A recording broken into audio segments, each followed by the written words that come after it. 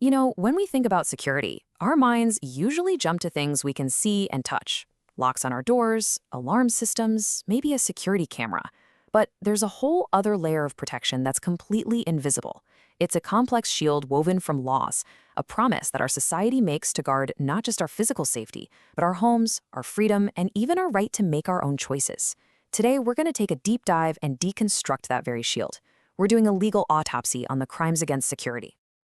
So here's our game plan. We're starting with a really fascinating idea. The duty to act, where doing nothing can actually be a crime.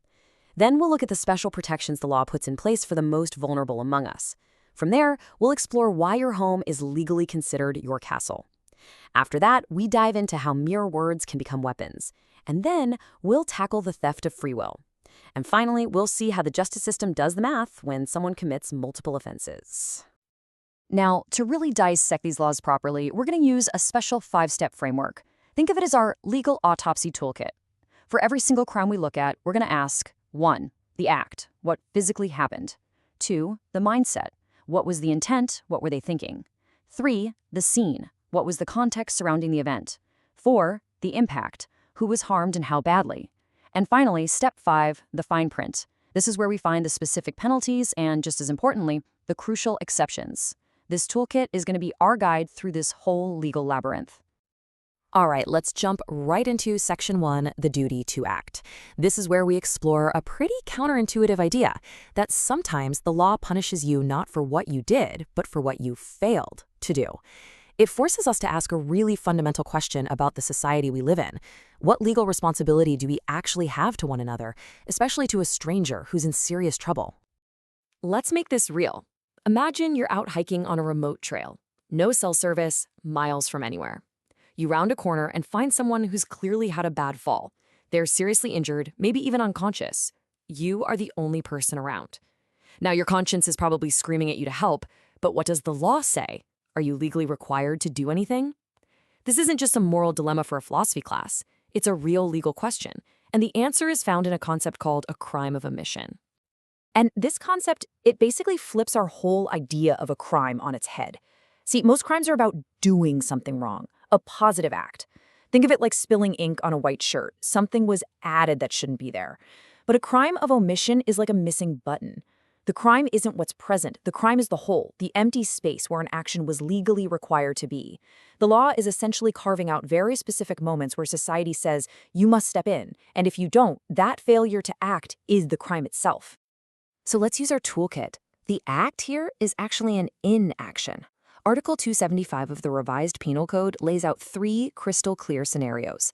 First, just like our hiker example, you fail to help someone who is wounded or in danger in what the law calls an uninhabited place. Second, and this is a big one, you fail to help someone you accidentally injured. Let's say you're in a minor car accident that was your fault. The law says you can't just drive away. The moment you caused that harm, you inherited a duty to render aid. And third, you fail to bring an abandoned child under the age of 7 to the authorities or to a safe family. In these moments, the law demands you become a good Samaritan. Okay, now for the fine print, because this is absolutely crucial. The law does not expect you to be a superhero. This duty to act has limits. You are not required to help if doing so would put you in harm's way. If that injured hiker's at the bottom of a crumbling cliff, the law doesn't expect you to risk your own life to get to them. It's not a suicide pact. It's a very careful, very human balance between our civic duty to each other and our fundamental right to self-preservation. So what's the impact? What happens if you violate this duty and just walk away? Well, in all 3 of those situations, the penalty is arresto mayor. In plain English, that means prison time, from 1 month and 1 day up to 6 months. This shows that the law takes this failure seriously. It's a significant penalty that sends a clear message. In these specific life or death moments, indifference has a price. All right, let's shift from our general duty to strangers to something much more specific. Welcome to Section 2, Protecting the Vulnerable, where we're focusing on the law's special shield for minors. If the last section was about a baseline duty we owed everyone, this section is about a much, much higher duty of care owed by those who are directly responsible for children. And that brings us to Article 276, which makes this critical shift. We're no longer talking about strangers. We're talking about a child who is in your care. This law is aimed squarely at parents, guardians, or really anyone who has legal or moral custody of a child under the age of 7. The crime here is abandoning that child. And in the eyes of the law, this isn't just a failure to act, it's a profound betrayal of a sacred trust. And this is where the impact part of our toolkit becomes incredibly powerful, because the punishment is directly tied to the harm caused. Notice this escalating scale. If it's a case of simple abandonment and the child is found safe, the penalty is relatively minor. But if that same act of abandonment endangers the child's life, the prison time jumps dramatically, up to over 4 years. And if, tragically, that abandonment results in the child's death, the penalty climbs even higher. The law measures the gravity of your failure by the gravity of the outcome. Up to 6 years. Let that number sink in for a moment. The law is sending a message that is crystal clear. The ultimate responsibility for a child's safety rests with their custodian. This isn't just about punishment, it's about deterrence. It's a massive legal firewall designed to protect the most helpless and vulnerable members of our society. And that protective shield extends even further with Article 277, which covers 2 other forms of neglect. On one side, you have custodial neglect. This is when a guardian, instead of abandoning a child in a field, abandons them in the system by improperly handing them over to an institution without the right consent. On the other side, you have parental neglect.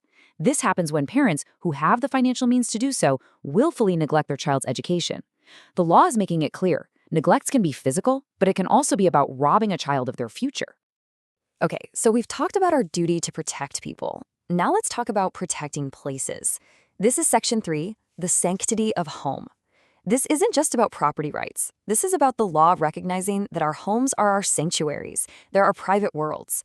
And an unauthorized entry is a deep, personal violation of our security and our right to privacy.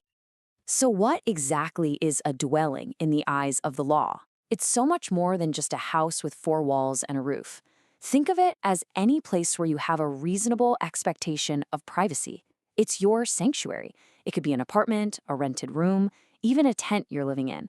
The law isn't just protecting the physical structure. It's protecting your bubble of peace and security inside that structure.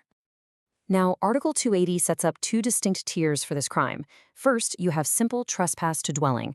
This is the basic act of entering someone's home against their will. But then things get way more serious with qualified trespass. Using our toolkit, the scene changes everything. This is when the entry is done through violence or intimidation, kicking in the door, threatening the homeowner. It's no longer just a violation of space, it's an aggressive act of terror. And the penalties show just how differently the law views these 2 acts. A simple, unwanted entry gets you arrest mayor, maybe up to 6 months.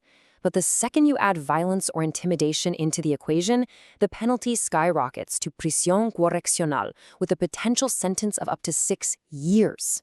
The use of force is a massive multiplier, reflecting the much greater fear and harm inflicted on the victim. But again, let's look at the fine print, because the law has to be practical. Entering someone's dwelling isn't always a crime. If you're doing it to prevent a serious harm, say you see a fire or hear someone screaming for help inside, that's not trespass. That's considered rendering a service to humanity. Same goes for a police officer with a warrant. That's a service to justice. And of course, there's the common sense exception.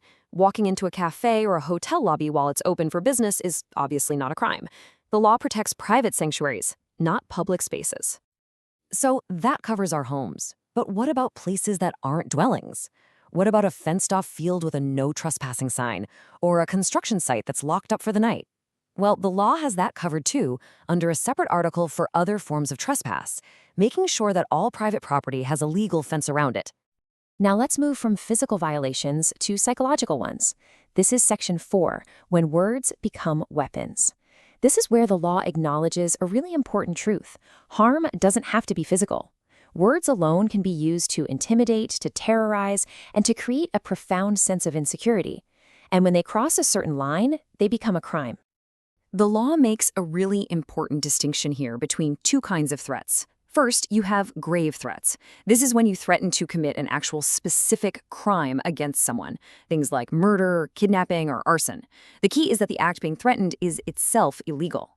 Then you have light threats. This is when you threaten to do something that's wrong, but not necessarily a crime, like threatening to expose an embarrassing secret to ruin someone's reputation. The act itself isn't illegal, but using it as a threat is. Now, the penalties for grave threats are really nuanced. The sentence is actually tied directly to the crime being threatened. If you make a threat with a condition, say, give me money or I'll burn your house down, and your victim complies, the penalty is set 1 degree lower than the penalty for arson. If they don't comply and you don't achieve your goal, it's 2 degrees lower. And if you make the threat in writing, which shows more premeditation, the court will hit you with the maximum penalty in the applicable range. And what about those light threats? Even though exposing a secret isn't a crime, the act of threatening to do it to cause fear and distress absolutely is. And it's not taken lightly. It carries a penalty of arresto maior, which could mean up to 6 months in jail. The law says you cannot use fear as a weapon, period. And that brings us to Section 5, and a really powerful concept, the theft of free will. Think about that for a second. These laws aren't about protecting your property or even just your physical body. They're about protecting your autonomy, your fundamental human right to act or not act according to your own choices, free from force. This is the very essence of the crime of coercion. Just like threats, the law splits coercion into 2 types. Grave coercion is the classic definition, using violence or intimidation to force someone to do something they don't want to do, or to stop them from doing something they have a legal right to do. It is a direct assault on their will. Light coercion is much more specific. It's when a creditor uses force to seize property from a debtor instead of going through the proper legal channels. The goal is narrower, unlawfully collecting a debt, but the method is still illegal force.